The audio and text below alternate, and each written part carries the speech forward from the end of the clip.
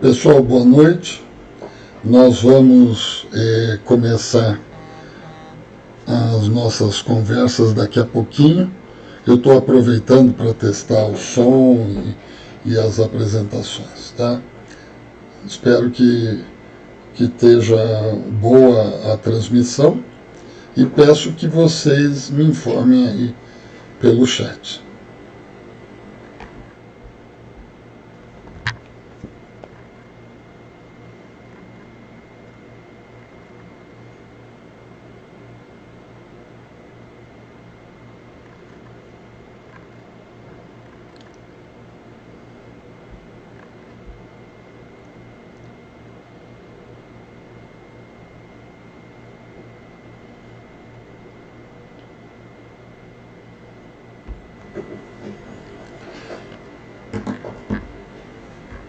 Bom, pessoal, boa noite. Eu sou o professor Orlando Fontes Lima Júnior. Eu sou professor titular da Unicamp e coordenador e criador do LAUT, Laboratório de Aprendizagem, Logística e Transportes. Acredito que alguns de vocês já me conhecem e a minha ideia hoje é aproveitar um pouco dessa discussão do coronavírus e do fato de eu estar hibernando aqui em casa também, a Unicamp está com as suas atividades paradas, para discutirmos a questão do impacto do coronavírus na logística.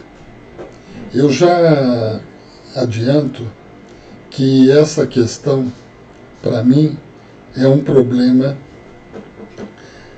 mais de logística que afeta a saúde pública do que saúde pública que afeta a logística. Eu espero que nessa conversa possamos desenvolver um pouquinho sobre isso. Sabe que ao longo do tempo, muitas crises como essas têm acontecido. Estou colocando um quadro aí para vocês de várias epidemias, pandemias, surtos e endemias que aconteceram ao longo do tempo. A mais conhecida é a peste negra, que começou lá no século XIII, matou 500 milhões de pessoas e a transmissão era pelo rato. Mas nós temos uma série de outros relacionados à varíola, a malária, aos próprios sarampo. Agora, é importante entendermos as definições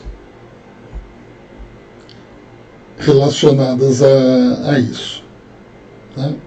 Então,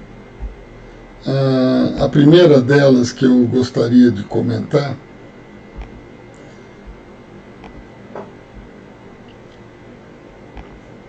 é a diferença entre surto,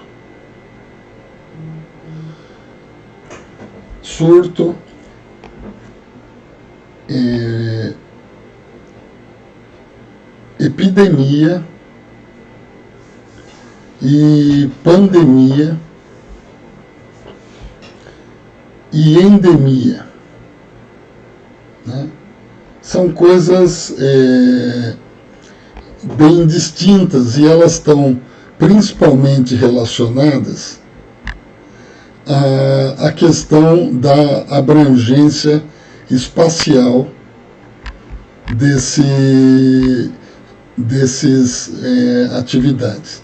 Se a gente olhar aquele quadro que eu coloquei recentemente para vocês, a gente pode ver um pouquinho sobre isso. Desculpem que eu estou um pouco atrapalhado aqui com o uso desses sistemas, que eu não estou muito à vontade com isso. Mas vamos lá. Peste negra. Peste negra envolveu Europa e Ásia, que era o mundo existente na época. Então ela tem uma abrangência global, ela pode ser considerada uma pandemia. Mas se vocês olharem ali para a direita, no meio, na Etiópia, você teve um surto de febre amarela. Qual a diferença de um surto para uma pandemia? Um surto é mais localizado, espacialmente. E a endemia e a epidemia é um elemento intermediário entre os dois. Então, por exemplo, a gripe espanhola, que foi uma epidemia surgida nos Estados Unidos, que afetou alguns países, mas não se difundiu, por exemplo, pela Ásia. E outros elementos que, por exemplo, a tuberculose, ela matou já 1 bilhão de pessoas. Só que ao longo de 100 anos. Então já é um problema endêmico, como a fome e outras série de problemas que nós temos no mundo e que não estão ainda resolvidos. Então, a primeira coisa que a gente tem que conversar e que eu quero trazer para vocês é o que caracteriza a pandemia. E são dois aspectos. Um é a sua velocidade de propagação e o outro, a abrangência espacial da mesma. Eu estou colocando um quadro aqui da propagação no tempo do número de infectados fora da China. Então, se vocês olharem que em 23 de janeiro a Itália não aparecia. Um mês depois, a Itália já contava com 61 casos. Um crescimento baixo. Agora, olha o impressionante. Em uma semana, esses 61 casos viraram 1.000 casos. E em mais uma semana, atingiu mais 10.000 casos. E se isso não for impedido, ele vai exponencialmente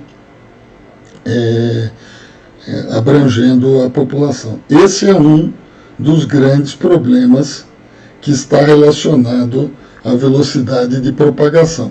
Esse quadro é bem interessante, foi uma amiga que me encaminhou, que é a Isabel, que eu quero agradecer isso. Agora, se nós olharmos isso distribuído ao longo do tempo por países, vocês verão que no quadro do lado direito, Coreia do Sul, Itália e Irã têm uma escala muito maior do que os demais países. Se você retirar do gráfico a Coreia do Sul, a Itália e o Irã, aí surgem França, Alemanha, Espanha, Japão, Estados Unidos, Suíça, Reino Unido. E uma série de outros países que estão numa taxa muito baixa. Mas como estava comentando com vocês, isso é uma explosão exponencial. Eu quero que vocês olhem atentamente o comportamento da França e da Alemanha e do Japão no gráfico do lado esquerdo, porque depois nós vamos conversar mais sobre isso. Bom, aí entra um dos primeiros conceitos de planejamento de demanda que eu vou trazer para vocês. Você tem que calibrar uma curva de comportamento. No caso, o comportamento que visualizamos ali é o de uma curva exponencial, onde você tem na curva exponencial uma constante elevada a x. E a calibração dessa curva você faz variando essa constante. Então, se vocês verem aí no quadro, quando k igual a 2, você tem uma inclinação, e quando o k igual a 10, você tem outra inclinação. Dá para se notar nos gráficos anteriores que essas inclinações elas variam bastante. E aí chamam a atenção para o que eu comentei do Japão. Se vocês perceberem, o Japão tem uma inclinação mais baixa e a sua curva, como a da Alemanha, elas já começam a buscar um patamar. Por quê? Porque existe um problema que é o seguinte: curvas exponenciais, o limite é infinito. Ou seja, se você não tratar, todas as pessoas do globo ficariam com a doença, né? Agora, o que a gente espera é que isso não aconteça e que existam medidas para contornar isso. Então, a distribuição mais representativa para modelar o vencimento de uma pandemia é a distribuição de Weibull. Porque a distribuição de Weibull, vocês vejam o formato aí, ele tem um início bastante acelerado, mas a partir de um pico ele começa a decair. Ou seja, é quando o país consegue conter o avanço da doença. É o caso que já está acontecendo na China.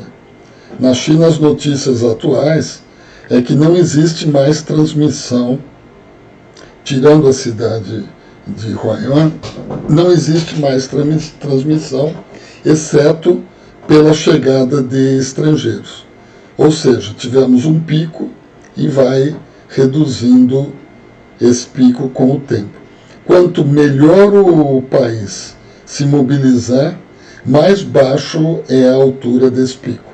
E quem tiver interessado procura essa função, e ela normalmente utiliza uma constante e um erro assumido, que permite a calibração desse processo.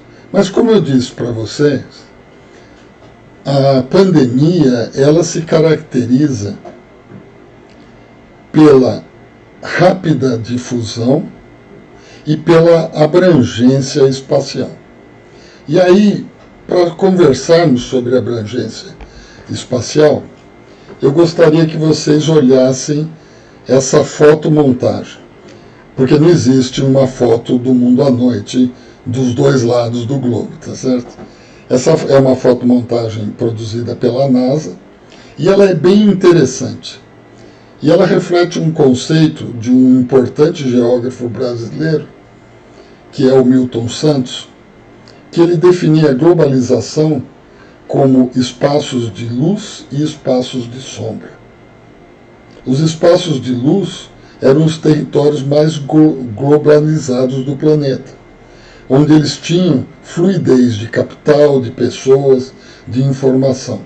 Então vocês olhem aí que a região da China é bastante iluminada, Japão, a região da Europa, os Estados Unidos, e no caso do Brasil, a parte de São Paulo e Rio de Janeiro.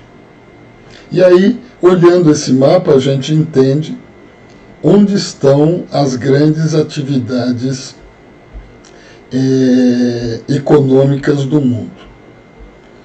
Bom, guardem um pouco o visual desse mapa e agora vamos ver a evolução da transmissão do coronavírus quando se atingiu 100 mil casos no mundo. Então vocês vejam que tem no mesmo mapa, você tem ali na Ásia uma grande participação, o diâmetro desses círculos é proporcional ao número de casos. Depois você tem ao lado uma área no Irã e depois uma grande área que é a Itália. E pode começar a ver que outros pontos maiores começam a surgir na Europa e também nos Estados Unidos uma razoável densidade de pontos. Tanto que se fala que o próximo país a ter esse pico exponencial será os Estados Unidos. Agora, vamos tentar comparar os dois gráficos. Percebam que o comportamento da propagação do coronavírus, ele tem uma complementariedade muito grande com as áreas mais iluminadas do planeta. Por quê? Porque o coronavírus é uma doença globalizada.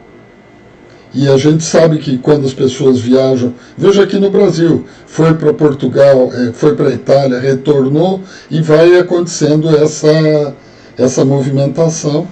Então, quanto mais fluxo você tiver, mais você vai ter propagação. Por isso que tem que se tomar alguns cuidados. Trazendo um pouquinho agora para a área de logística, eu estou colocando mais um mapa, onde na parte de cima tem as rotas aéreas mundiais de um lado e as rotas marítimas do outro. Quando você compara com a propagação do coronavírus, você percebe que a aderência é muito grande às rotas aéreas. E fica claro, por exemplo, que não é à toa que o Trump recentemente proibiu a circulação de aviões vindos da Europa para os Estados Unidos. E agora está proibindo algumas rotas a partir da América do Sul. O Brasil, nesse aspecto, ele é privilegiado. Por quê? Porque ele não tem esse grande fluxo. Ele recebe esse fluxo em termos secundários, depois que passa por outro país que chega para nós. É muito pouco de fluxo marítimo e muito menos de fluxo aéreo. O que a gente não pode fazer, é óbvio, é ficar viajando para os Estados Unidos, ficar viajando para a Europa, porque aí a gente vai trazer o vírus, né? E aí manter a gente tem uma chance de se preparar mais com isso. Bom, feito essa colocação, e que ela está diretamente associada a um problema de logística e supply chain, que é de previsão de demanda, e por isso que eu apresentei aquelas funções de exponencial e Weibull, que podem ajudar para quem precisar trabalhar com esses comportamentos. Agora vamos para os 3 grandes desafios da logística e supply chain quando olhamos o coronavírus. Eu preparei essa apresentação considerando 3 aspectos: a ruptura de cadeias de suprimentos, a ruptura de cadeias de suprimentos, a logística urbana e o desabastecimento das cidades, e o tratamento específico da chamada logística humanitária, ou o tratamento dos hospitais e doentes e infectados. Tá? São esses 3 aspectos que eu vou discutir na apresentação de hoje. Bom, vamos ao primeiro. A ruptura das cadeias de suprimentos globais.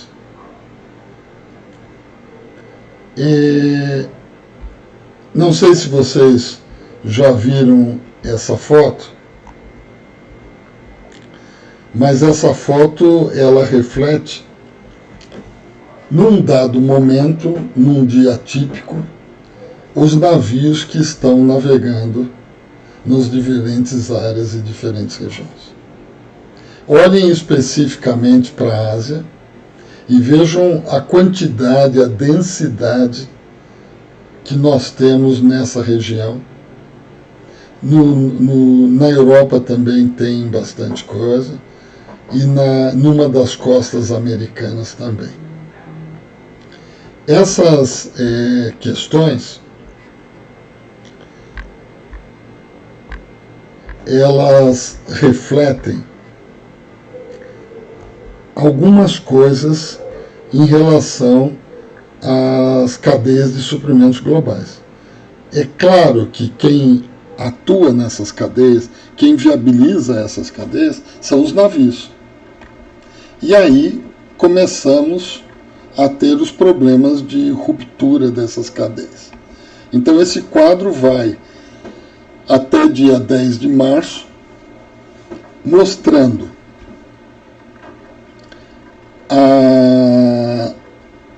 as previsões, as programações de contêineres e de navios com destino à China.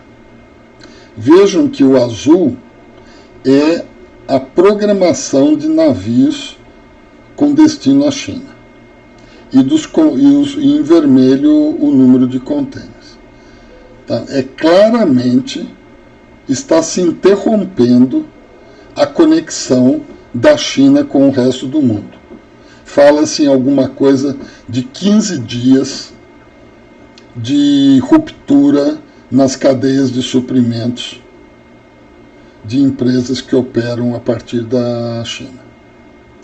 Quando aconteceu o tsunami na Ásia, isso foi um grande problema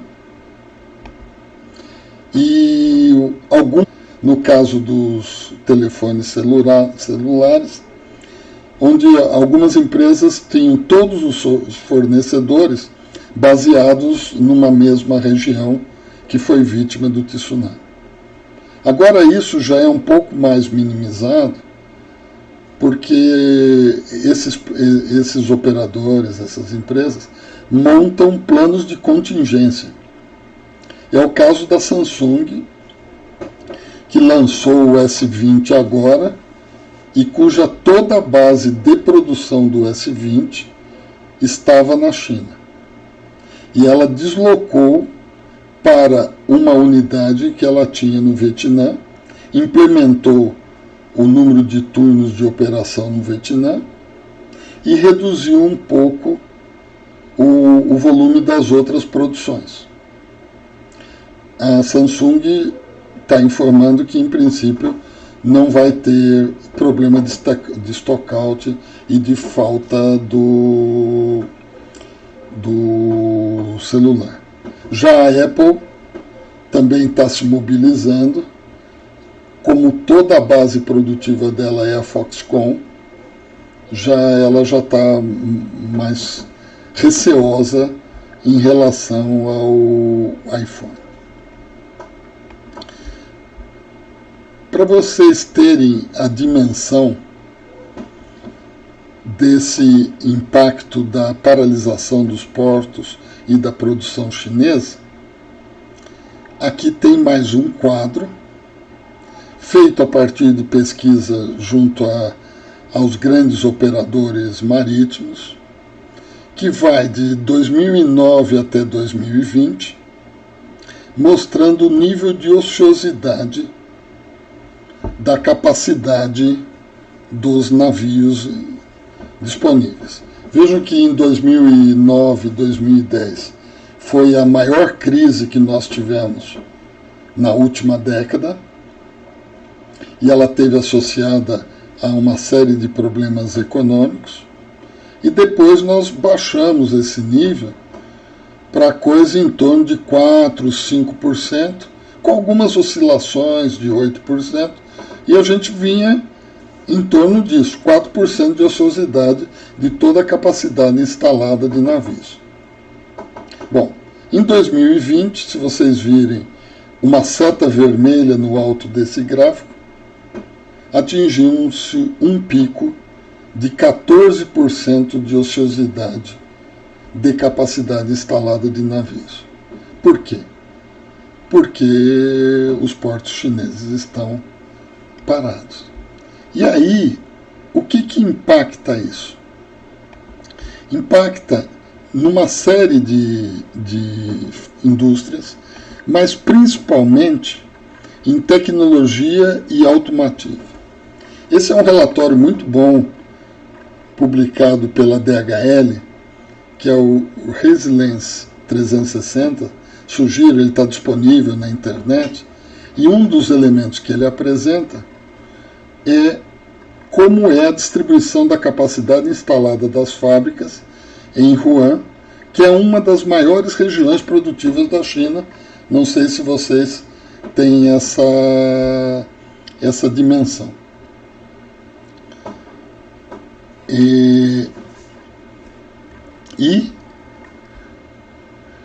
você vê que tecnologia e automotiva, seguida de química e life science, são as grandes cadeias que estão tendo, poderão ter disruptura.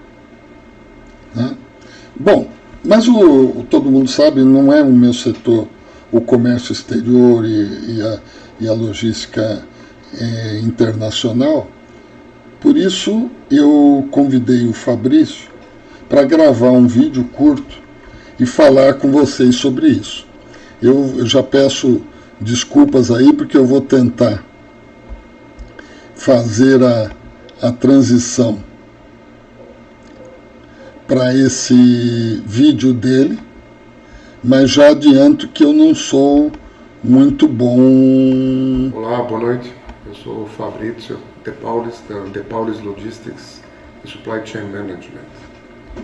Eu quero falar rapidamente sobre o coronavírus e a disruptura que ele causa nas cadeias de suprimentos. Isso acontece principalmente porque os governos e também as empresas tomam ações para evitar a disseminação da pandemia, mais ainda do que já está. Então, é inevitável que nós tenhamos custos e problemas nos suprimentos de uma forma generalizada.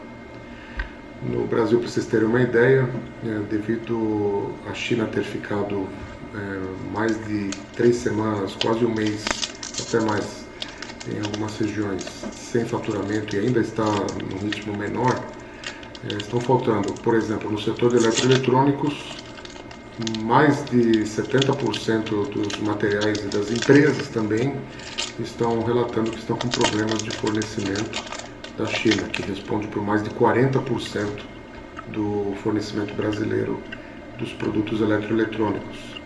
Isso foi divulgado pela ABINI também, que é a Associação Brasileira da Indústria Elétrica e de Eletroeletrônica. Na aviação mundial também nós tivemos um impacto impressionante.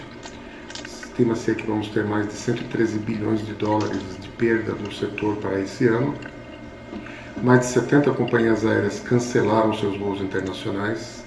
Então, as restrições estão grandes e apesar de algumas regiões recebendo carga, falta de espaço, porque as aeronaves não estão de uma forma organizada mandando as cargas para o mundo, principalmente depois do anúncio dos Estados Unidos de cancelamento das rotas entre Estados Unidos e Europa.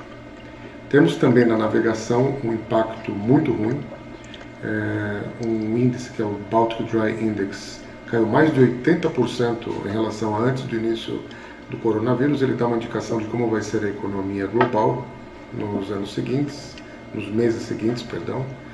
E nós temos também uma escassez de contêineres devido à falta de reposição. Como está tudo represado na China, os impactos no Brasil e no resto do mundo vão acontecendo em cascata depois de um mês mais ou menos. Essas, de forma genérica, são as situações causadas pelo coronavírus no mundo. Um abraço a todos e até breve.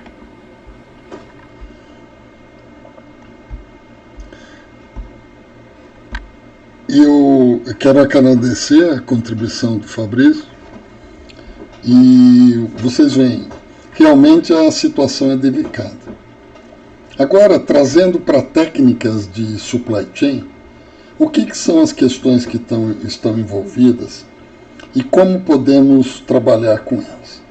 A primeira delas é o efeito chicote, que eu acho que quem é da área já conhece, mas como eu tenho um público diverso, eu vou procurar materializar o que é o conceito.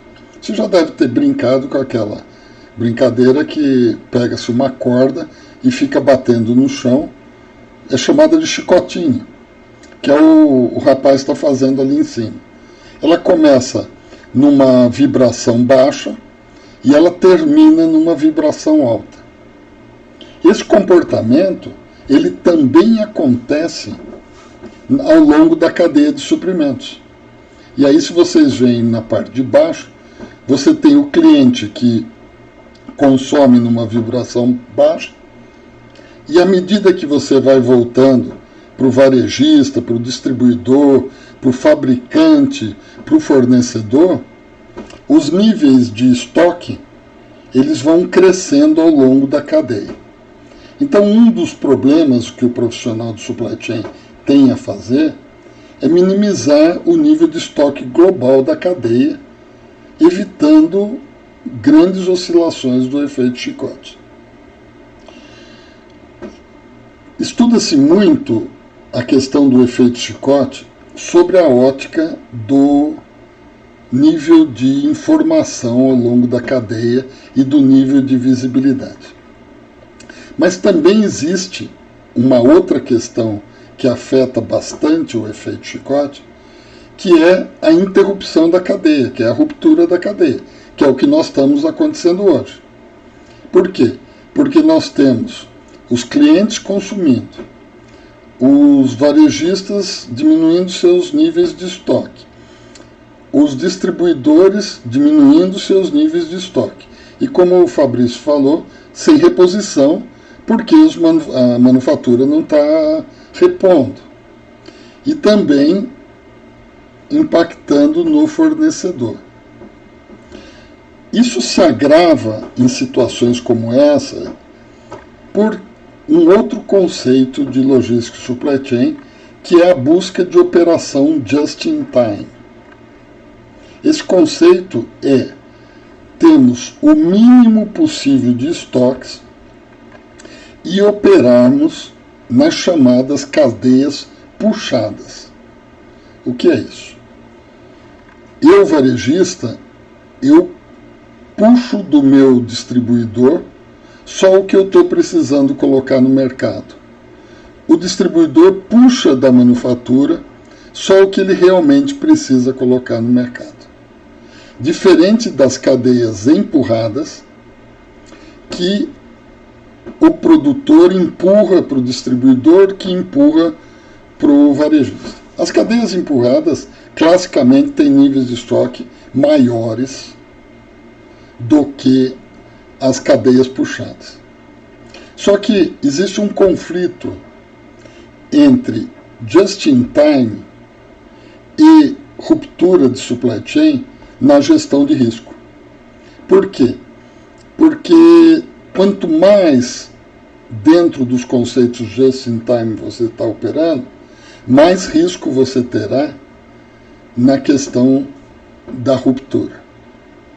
E olha que o momento que aconteceu esse problema foi um momento até particularmente positivo para essa questão, porque iria iniciar o ano chinês, o ano novo chinês, e toda a produção estava se preparando para interromper uma semana de produção. E por isso antecipou muito da programação e distribuiu bastante coisa de forma antecipada. Por isso que nós não percebemos tanto ainda essa defasagem. Porque aí entra o terceiro conceito que é importante estarmos olhando, que é o conceito de gap no ciclo de pedido. Existe uma defasagem de tempos entre causas e efeitos. É o modelinho do chuveiro que usa aquecedor de gás. Eu estou tomando banho, acho que está muito quente, eu abro o frio e não chega eu abro mais o frio, de repente eu tomo uma ducha fria. Aí eu vou lá e abro o quente. E não volta na temperatura, abro mais o quente. Aí eu tomo uma ducha quente. Isso por quê? Porque as causas e efeitos têm uma defasagem de tempo. No nosso caso, essa defasagem é mais ou menos uns 10 dias, relacionado com a distância física e as operações em ambos os portos. Então, além de agravar o efeito chicote, na retomada da produção, nós vamos levar um tempo ainda para sentir. Então as empresas têm que se precaver para trabalhar com isso. Bom, como é que se trabalha na prática com problemas de ruptura? As alternativas são aumentar o nível de estoque, que é uma coisa praticamente descartada para todas as empresas, montar planos de contingência, como o caso da Samsung, de terem fábricas em paralelo com capacidades diferentes que permitem uma certa mobilidade em relação a isso, e trabalhar com um leque de fornecedores que contenham uma capacidade instalada que permita um redirecionamento para minimizar isso. Isso sobre a ótica da oferta. O outro aspecto é trabalhar um pouco junto à demanda, tentando reduzir esse nível de demanda existente. A gente vai falar um pouquinho mais para frente sobre isso. Agora, como trabalhar em termos de técnicas de logística e supply chain, de ferramentas, com esse problema da ruptura da cadeia. Aí uma técnica bem conhecida e muito boa para modelar esse tipo de problema é o System Dynamics, porque permite modelar relações causais. Vocês vejam, embaixo do texto System Dynamics, tem aí um diagrama que procura representar essas relações causais e procura modelar essas defasagens de tempo, como eu falei na questão do ciclo do pedido, e outros aspectos recursivos ou não do processo. E tem como resultados do lado direito, por exemplo, o comportamento de níveis de estoque. E aí você pode simular cenários, você pode interromper alguma operação e você pode trabalhar melhor com a questão da ruptura, montar planos de contingência, avaliar onde atuar para minimizar esse processo, enfim. Essa é uma abordagem interessante quando falamos de ruptura da cadeia global. Agora nós vamos passar do nível global para o nível local. E vamos conversar um pouquinho sobre desabastecimento da cadeia de suprimentos no âmbito local. E aí tem um termo bastante utilizado pelo setor chamado last mile. É a última milha, é a entrega na casa da pessoa, é a entrega no armazém lá da esquina. Bom, nós estamos com dois problemas relacionados à logística urbana quando falamos de coronavírus. O primeiro deles tem a ver com a foto de cima que eu coloquei ali, que é o desabastecimento de alguns produtos. Por exemplo, o álcool gel, máscaras. Né? São produtos que estão acabando das prateleiras ou aumentando muito o preço, que é uma forma de regular consumo. Né?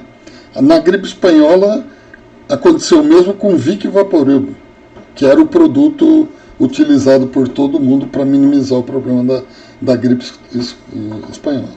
Bom, nós vamos ter, e já temos, stockouts, faltas de estoque, para esses produtos e alguns outros. É muito interessante que sempre nas pandemias falta papel higiênico.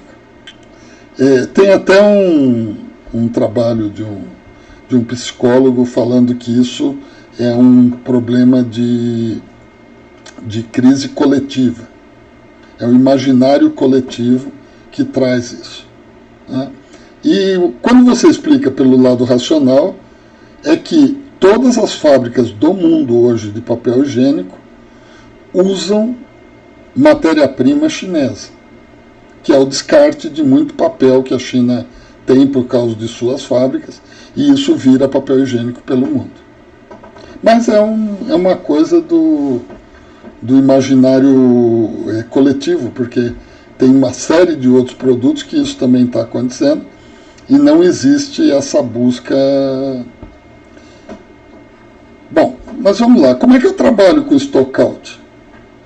Eu posso trabalhar, eu sugiro trabalhar, com 3 aspectos. O primeiro é aumentar a visibilidade da cadeia.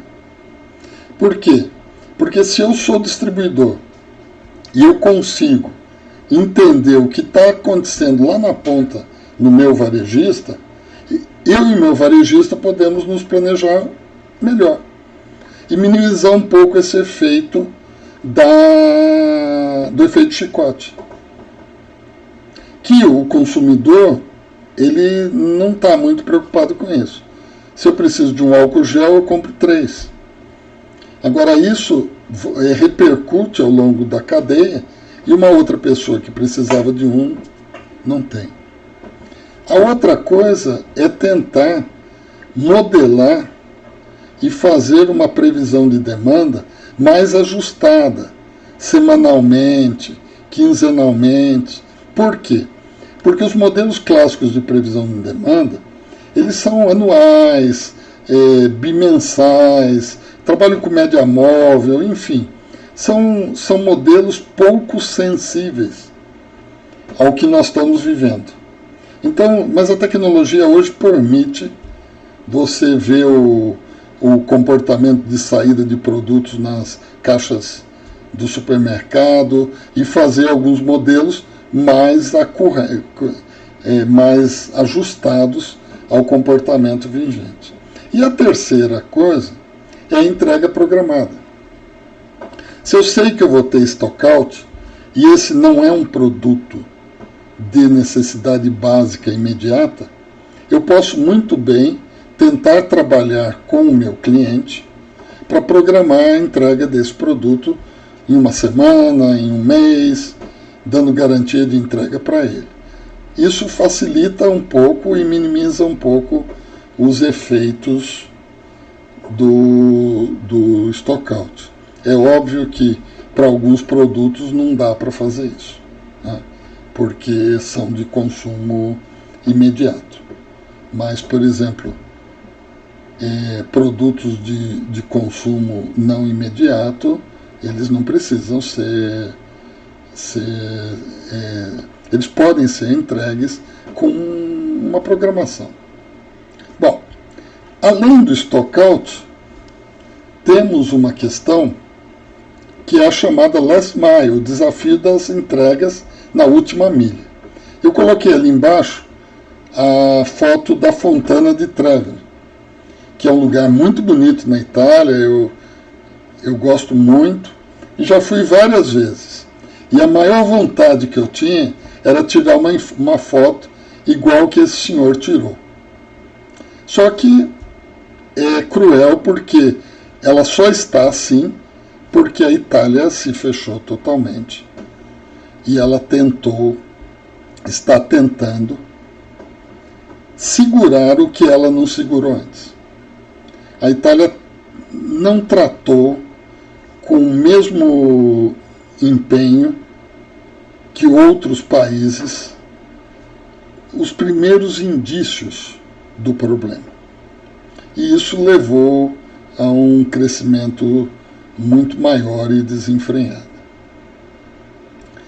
Bom, aí começam as questões. Aqui vocês têm nessa foto um entregador seguindo os procedimentos para evitar contágio. Você veja que ele estava de luvas, ele retirou as luvas para entregar o produto para o recebedor, que eu não estou vendo direito na foto, mas eu acho que está de luva também, e ele está de máscara. Né? A questão do delivery é uma das soluções bem interessantes para esse momento. Mas aconteceu uma coisa contraintuitiva. As pessoas achavam que com esse problema de todo mundo ficar em casa, ia crescer muito o delivery. Mas isso não aconteceu, porque os entregadores também têm medo. A Amazon está criando um fundo de apoio para os entregadores, de mais de 25 milhões de dólares, porque eles estão parando de trabalhar, e como eles são receita, só quando faz entrega tem uma receita, eles começam a ter dificuldades. Outra coisa são os stockouts do varejo, que reduzem muito o fluxo de entrega urbana, que não de alimento e outras coisas relacionadas a isso. Bom, uma outra experiência interessante. Bom, aqui no Brasil eu só estou trazendo soluções já existentes no Brasil, tá?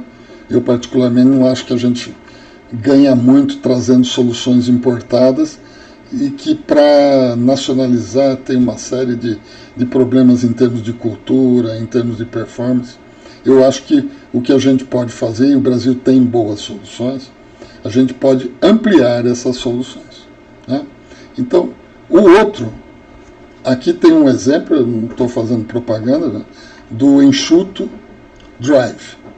São os chamados pick-up points.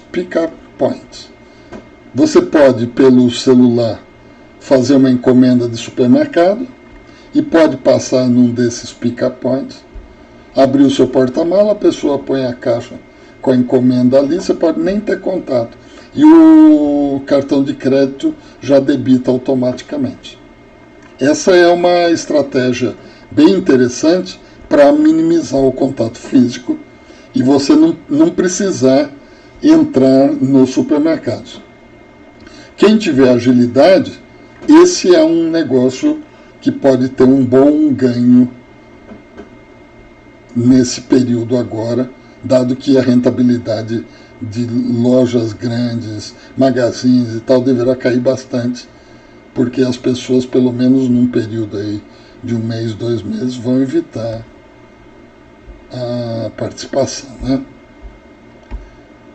A outra coisa, pede o seu alimento e recebe dentro de um locker. Também sem contato físico pessoal, que é o que a gente tem que evitar no momento para a proliferação do vírus. Né? Esse também é uma oportunidade interessante, não só para alimentos, mas para uma série de entregas. O Brasil já tinha que estar mais difundido esse conceito, lá fora é muito difundido, mas existem algumas restrições por aqui. E, finalmente, uma das coisas que eu acho uma grande oportunidade, porque é o que está chegando em termos de logística no mundo, é a logística por assinatura. Eu coloquei aqui uma foto do serviço que nós já temos no Brasil, bem consolidado, que é na área de vinho. Eu entro numa empresa, não vou falar o nome das empresas, porque tem algumas, uma delas eu participo inclusive, e eu faço uma assinatura, e todo mês eu recebo 3 vinhos, 4 vinhos, 2 vinhos em casa, dentro de um perfil que eu escolho. É bom para mim que eu tenho o meu estoque renovado, adoro tomar vinho, e é bom para a empresa que consegue fazer um planejamento mais dilatado de demanda. Nos Estados Unidos, os serviços de de limpeza, de cuidados pessoais, já usa bastante essa estratégia.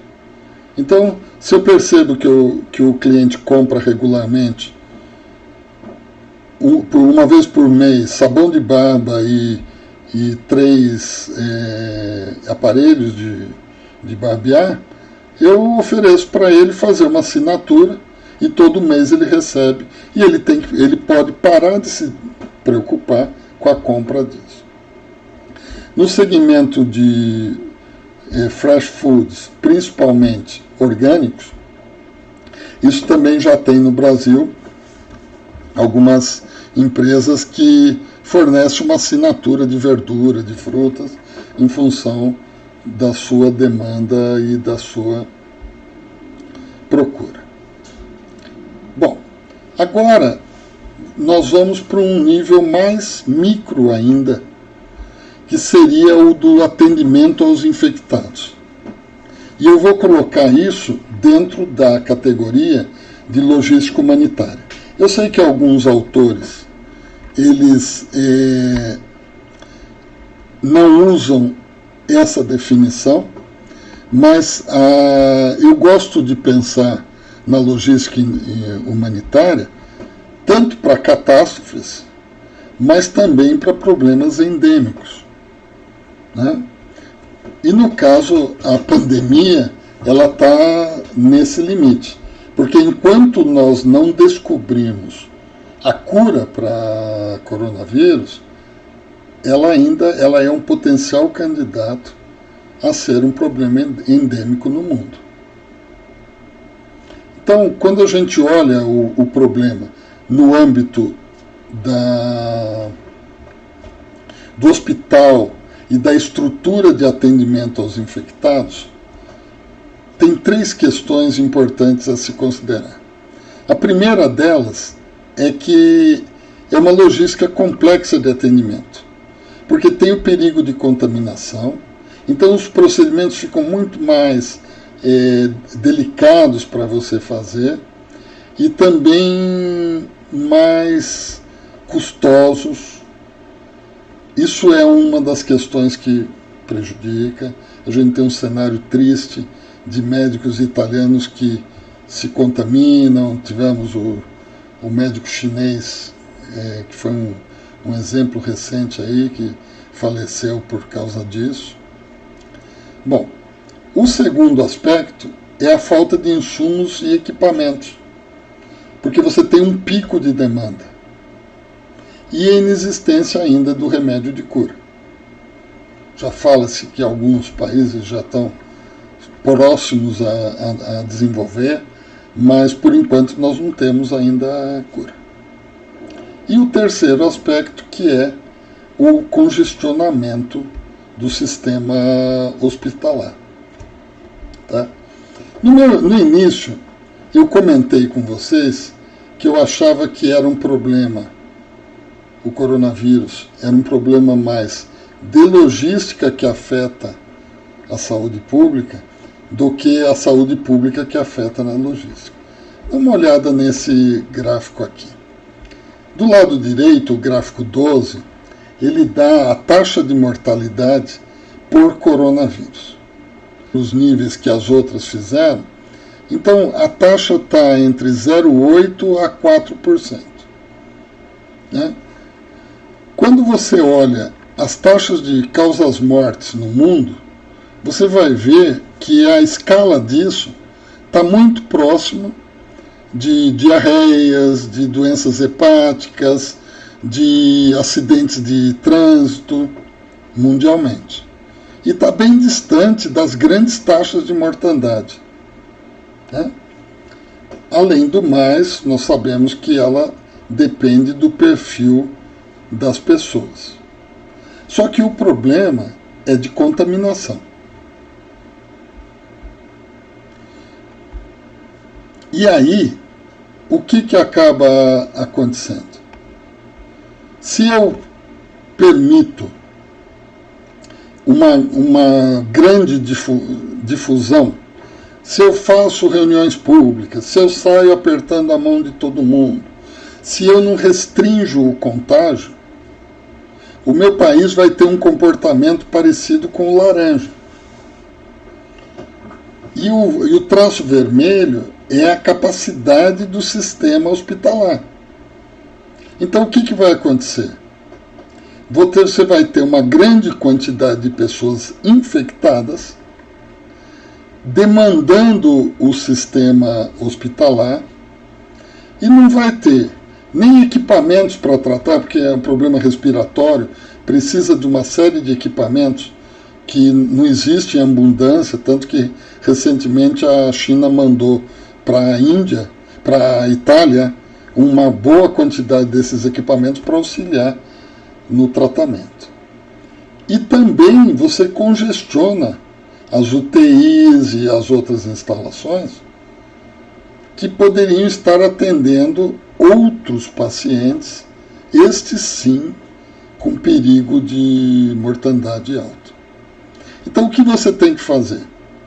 A quarentena, o isolamento, é para baixar da curva laranja para a curva azul.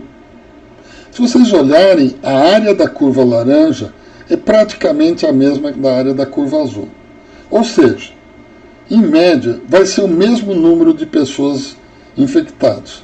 A diferença da curva laranja para a curva azul é que na curva azul ele está mais distribuído no tempo e a curva laranja menos. Vocês devem estar lembrados da distribuição de Weibull, que eu mostrei para vocês. Vejam que a curva laranja é muito igual ao comportamento da azul desse gráfico e a azul do outro gráfico parecida com o comportamento da verde ou da vermelha.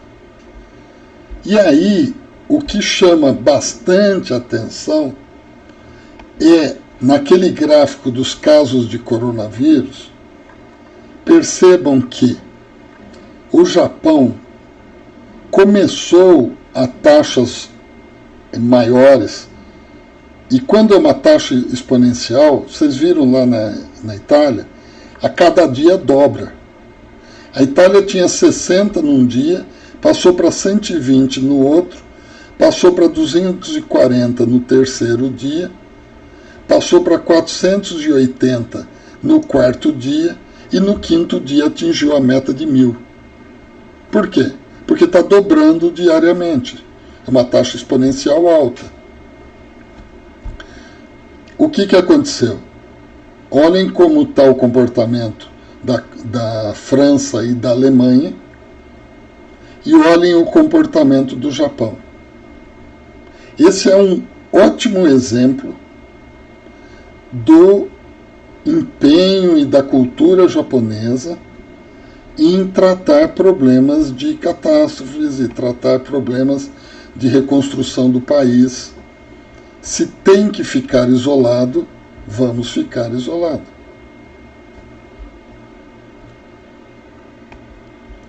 E aí volta que Alemanha e França estão seguindo o caminho da Itália e o Japão, pelo que parece, está conseguindo, é um dos poucos países no mundo que está conseguindo achatar esse processo.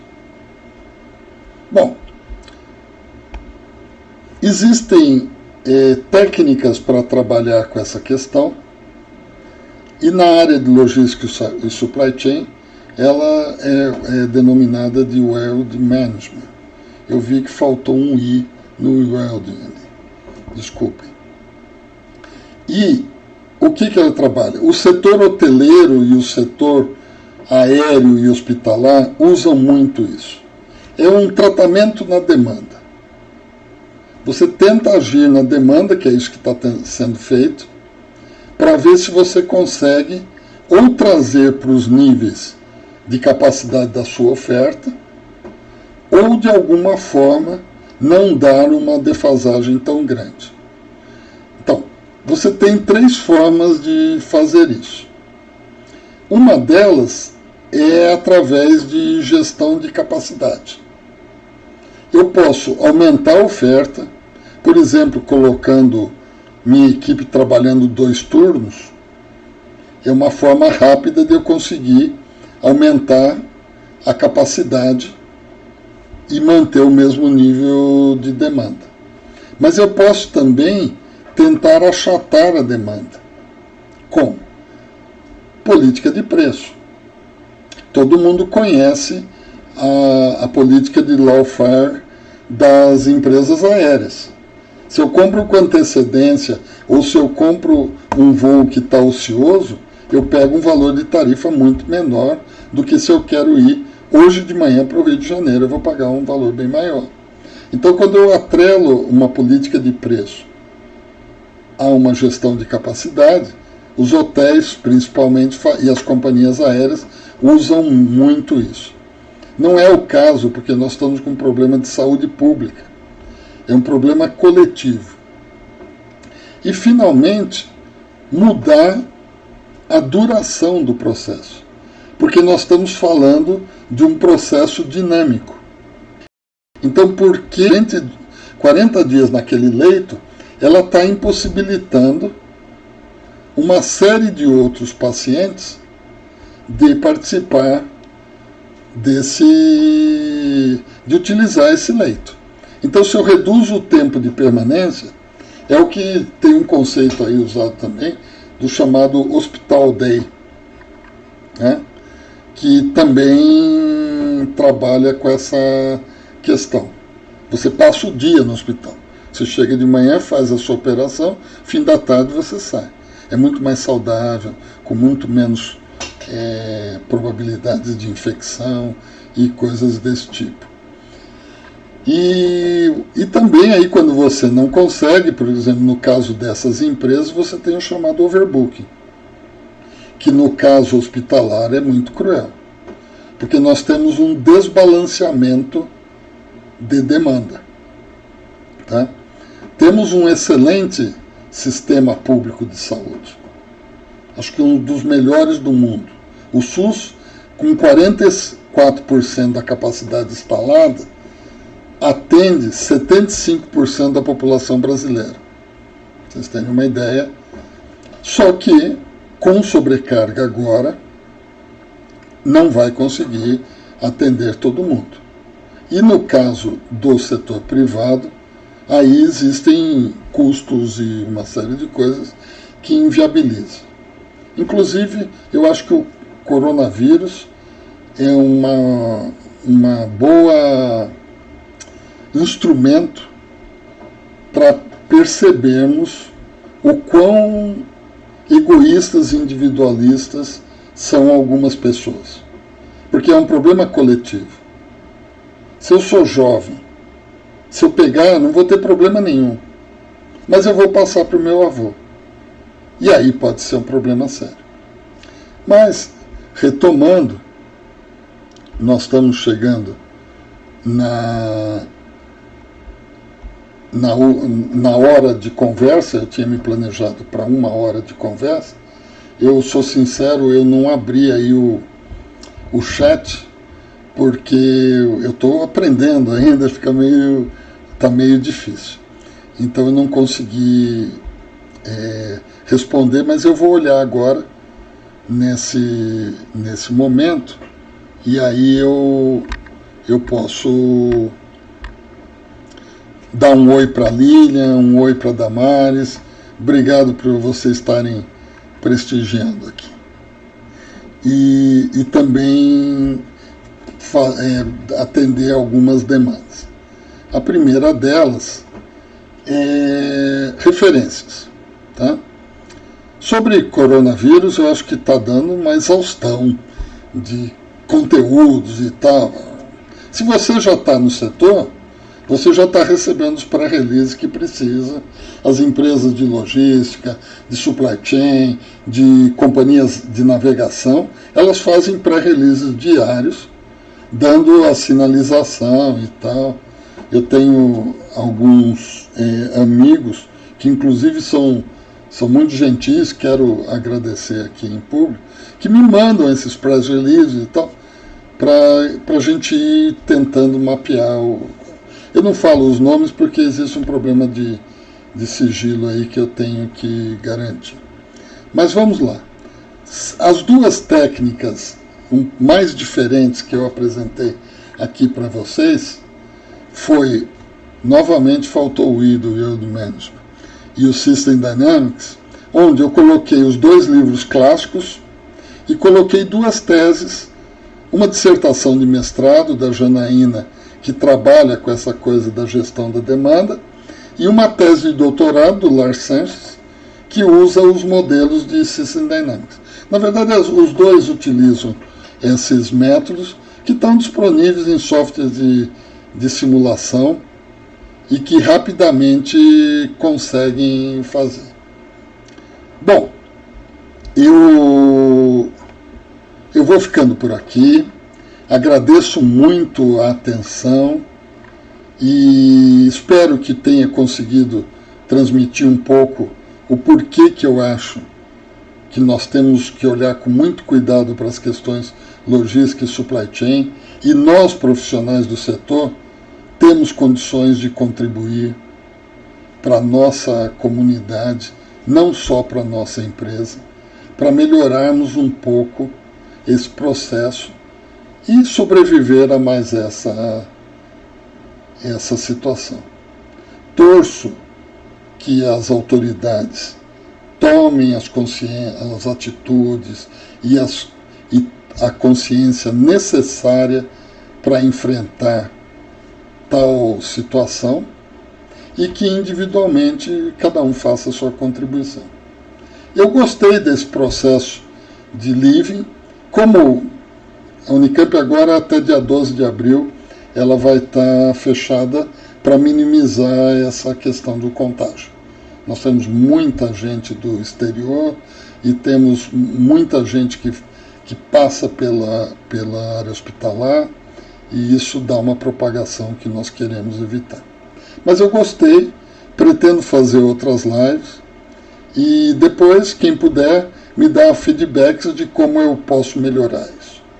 Só comentando, não sei se vocês conhecem, o Laut tem 3 mascotes, na verdade 4. São os 4 macaquinhos. Se naquele ditado oriental você tem 3 macaquinhos e deve ficar calado, não escutar e não ver certas coisas, para aprender você tem que fazer o contrário. Você deve escutar bastante, você deve perguntar bastante e olhar tudo que você puder.